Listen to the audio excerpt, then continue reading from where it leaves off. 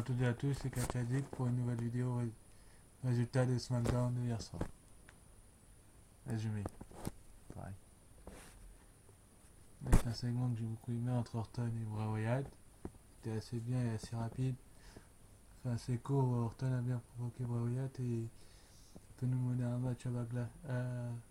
No Mercy entre les deux. Prochain rendez-vous exclusif de SmackDown, nous vous ferons les pronostics bien sûr.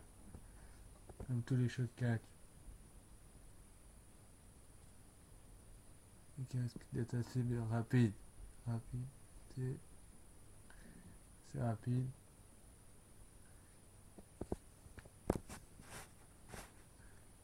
Il a joué sur la peur des Wyatt, parce que Wyatt a eu de la peur.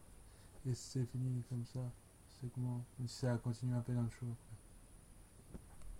après on a eu un match à 8 par équipe, où les Usos c'est l'Ascension ont battu les champions par équipe et les American Alpha, c'est dans un match assez vite fait, enfin assez rapide et où il y a eu beaucoup d'actions et beaucoup de coups de pied, enfin des coups quoi, coups de coups.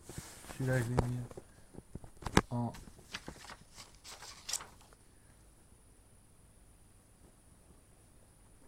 négatif parce que c'était nul quoi, c'était super nul et le segment je l'ai mis en positif, segment en positif. Suite après on a eu un match par équipe féminin que j'ai mis en neutre parce que c'était assez bien et assez rigolo et assez comment dire,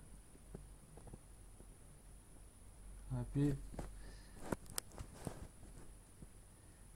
et où j'ai bien aimé les actions des Divas. C'est Naomi et Nikki qui l'ont rapporté par contre, pas Carmella et Natalia.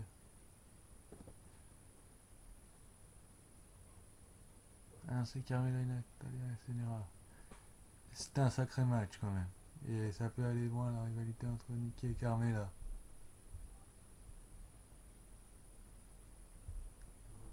Assez loin, oui. Donc assez bon match même si je l'ai mis en neutre. Segment entre Orton et Wyatt dont je vous parlais qui continue bien sûr. Avec Orton qui cherche Wyatt, qui voit Eric Rowan et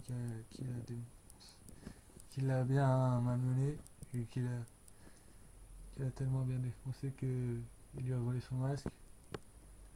Suite après on a eu une célébration du champion intercontinental de Miz qui était dans sa ville natale et qui a mis sa carrière en jeu et qui a bien parlé et qui était assez bon. C'est moi que j'ai mis en outre aussi. Et qui a été coupé par Dolph Ziggler assez rapidement. Ziggler était assez loin jusqu'à être au bord des larmes. Bon, finalement, nous annonçons qu'on aura un match à No Mercy, un titre intercontinental, titre contre carrière. La carrière de Dolph Ziggler, c'est lui-même qui a fait la proposition contre le titre du Miz. C'est-à-dire que si Ziggler perd, il n'a plus de contrat. Il n'a plus de contrat, il n'ira ni à Raw ni à SmackDown, il n'aura plus du tout de contrat. On verra ça dans la semaine prochaine pour voir la continuité de la rivalité pour les deux hommes.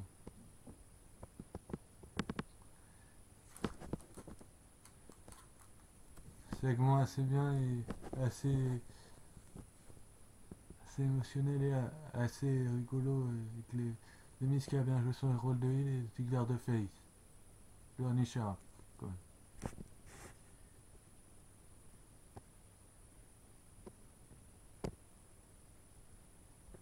Après on a eu Becky Lynch qui s'est fait attaquer par Alexa Bliss, on s'y attendait un peu quand même.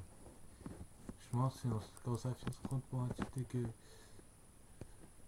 il est arrivé sur le ring pour son combat, mais Alexa Bliss la frappe dans le dos et alors que Lynch est encore sur le stage.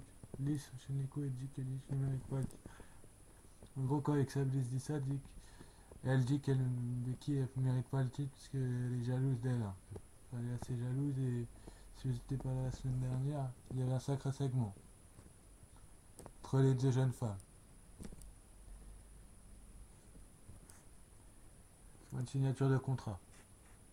Juste après, on a présenté une vidéo pour le retour de Kurt Dawkins qui dit que SmackDown devra faire face au fait qu'il y aura une grande annonce la semaine prochaine. L'annonce, ça doit être du retour. Et peut-être un match de championnat à la clé.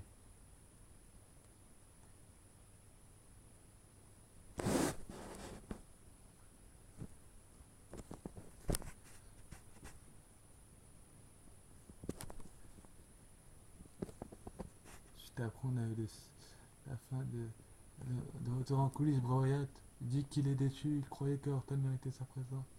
Et son intelligence, il avait tort. Orton a enlevé la à son jour. Il espère y voir le grand prédateur de ce soir, un masque de chef derrière. Wyatt essaie de Orton. Orton commence à le frapper, mais Wyatt prend la fuite. Orton reprend le masque et monte dans ses mains. Orton et Wyatt, rivalité assez bien. C'est rigolote aussi. Avec beaucoup de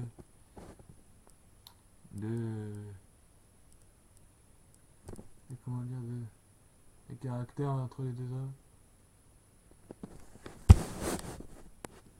Caractère entre les deux hommes.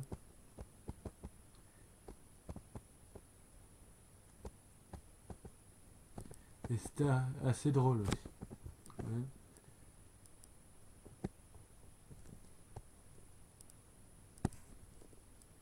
Juste après, on passe au main event pour le titre de champion du monde. Alors, le rematch de Dean Ambrose contre AJ Styles.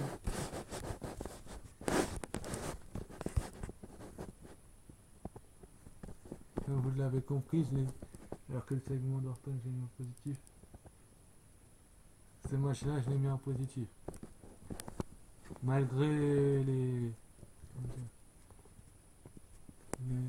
quelques actions d'Ambrose assez bonnes, et Jill le repousse à la gueule.